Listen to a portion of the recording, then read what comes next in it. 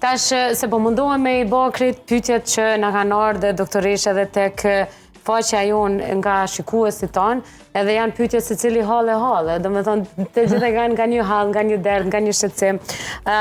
Ka edhe pyetje të tilla si për shembull për mos me duru të njëjtën ndhim disa herë, a mund të bëjmë 2 implante për një herë?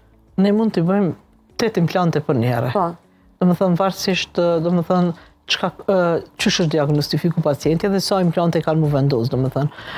Nëse në nofllën e sipërme, domethënë është pa dhëmsi totale, domethënë nuk ka dhëmb hiç, atëherë pacientit mundem ia vendos 8 implante për një herë. 8? Po.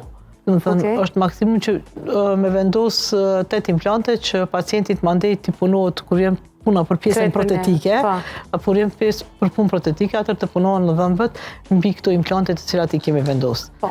A ka raste doktoresh nga pacientët tuaj që keni punë kur I keni vendosur 8 implante 6, sado që kanë qenë, po njëri prej tyre u dash mu largu për shkak të infeksionit? Ka raste, nuk do të thonë gjithmonë ka raste dështimi.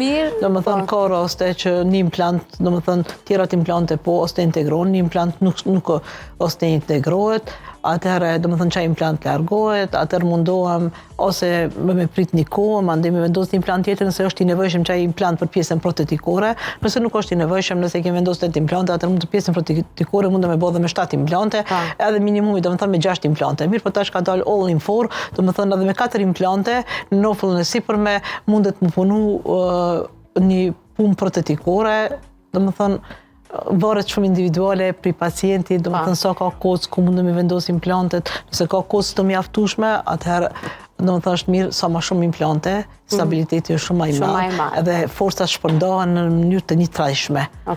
Domethënë janë disa faktorë që na definojnë neve sa implante munden. Pastaj kanë balancën e dur.